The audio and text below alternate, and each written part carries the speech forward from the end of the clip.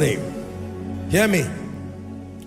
Psalm 119 from verse 97 to 99. Let's hurry up.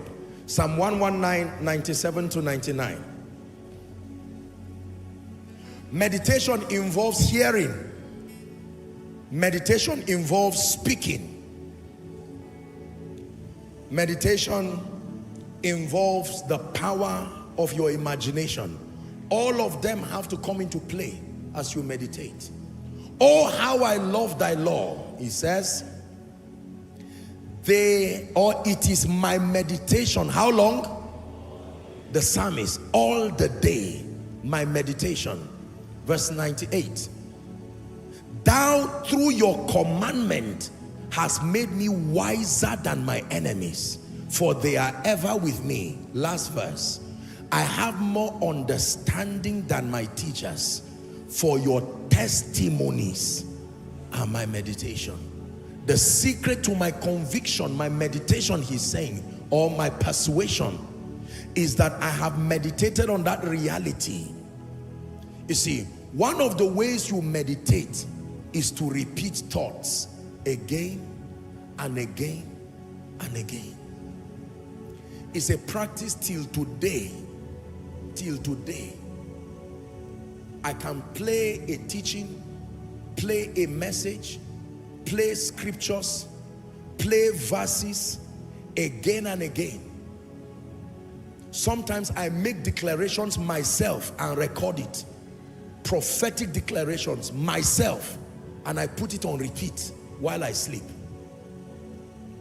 There are times I want to focus on just 2 verses.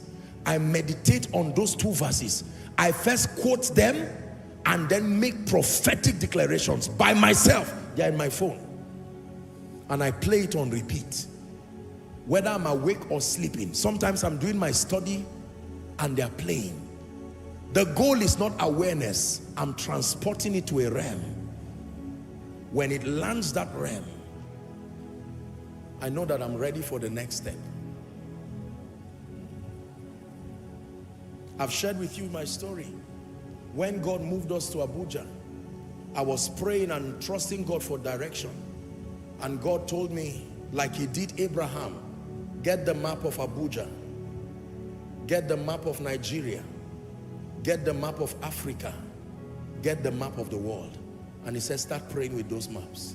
So every time I'm praying, I will place those maps, 4 of them. I still have them till today. And lay my hands.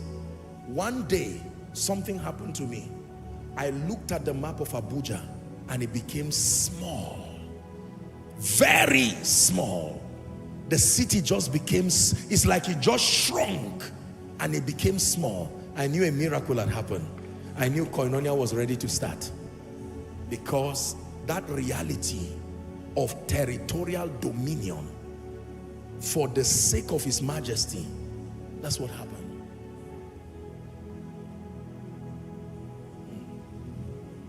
Hallelujah. But every once in a while, not every time, I revisit those maps again. And now that God is sending us to the nations, I carry that map of the world sometimes and I look at it. And I look at the continents from the eyes of the Creator, not from the eyes of an inhabitant.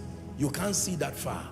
But when you stand with the Creator's lens, you will see that there is no nation you cannot conquer. Men like John Knox saw this and they said, God, give me Scotland, not a community. Give me that territory.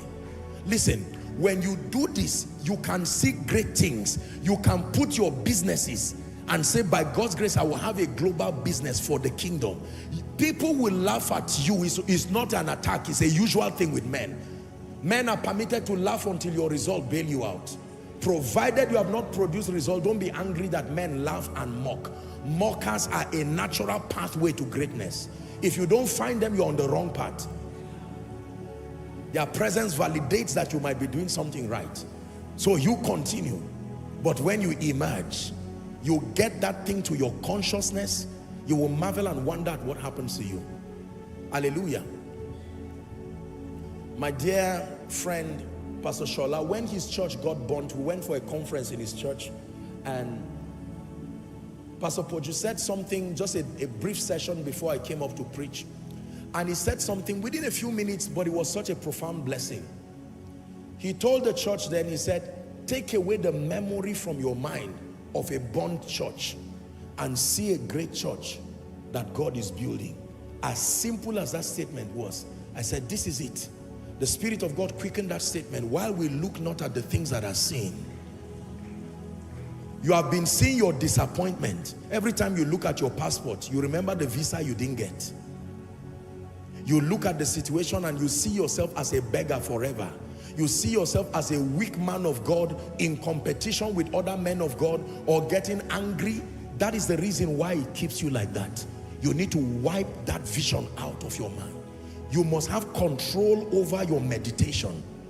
Finally, brethren, Philippians chapter 4, I believe in verse 8, whatsoever things are pure, whatsoever things are true, whatsoever things are honest, whatsoever things are just, whatsoever things are pure, whatsoever things are lovely, whatsoever things are of good report, if there be any virtue, if there be any praise, Koinonia, help me, think on these things.